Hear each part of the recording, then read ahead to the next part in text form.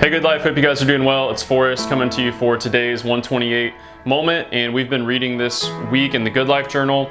We've started the book of Galatians, and I love Galatians. It's a letter that was written by the Apostle Paul to the church at Galatia, and today we're in chapter 3. One of the things that Paul is looking at is what it looks like to live by faith in Jesus versus the old way in the Jewish custom, living according to the law. And I think it has two implications for our life today. So I want to read it and then just give you two implications and then look forward to this weekend and gathering together on Sunday. So this is Galatians chapter 3. I'm going to start at verse 25. It says this: "But now that faith has come, we are no longer under a guardian." And when he says the word guardian, what he's referencing is the law. He just talks about it previously, but it'd be a lot of verses to read for our 128 today. So he says, "But now that faith has come, we are no longer under a guardian, or the law. We're no longer under the law. For in Christ Jesus, you are all sons of God through faith. For as many of you as were baptized into Christ have put on Christ. There is neither Jew nor Greek.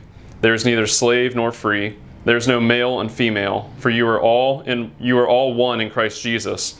And if you are Christ, then you are Abraham's offspring, heirs according to the promise." So two implications for us today. And the first is this, that we have to reject legalism.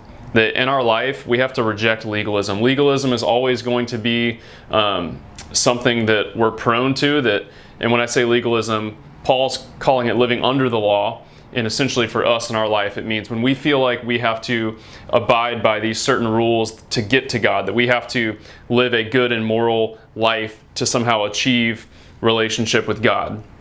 Certainly we know that as believers, as followers of Jesus, our way of life, our conduct should look different than the world, and it will be different from the world. But there's a difference between viewing our identity as being people that do things to get to God versus the gospel, which is that what we did was separate us from God, and it's about what God has done to get back to us. So in our life, the first implication of Galatians 3 is we reject this legalism. Instead of legalism, we know that we have relationship with God, not because of what we can do, but because of what God has done for us. And then the second is our identity. So the second implication for you is knowing your identity.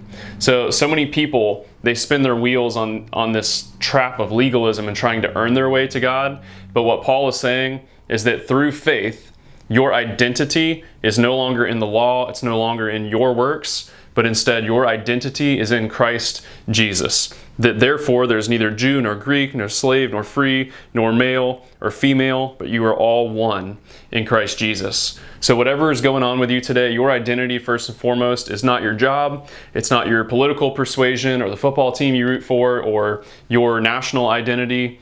Your main identity and what unites us is that we are all found in Christ. And if we're found in Christ, we have freedom in that, and we are heirs according to the promise. Meaning one day we're going to be with Him, and that not only has Jesus erased all of our sin and shame, but He counts us as heirs, that the righteousness that was accredited to Him is given to us. So Galatians 3, reject legalism, instead walk in freedom and your identity in Christ today. Love you, Good Life.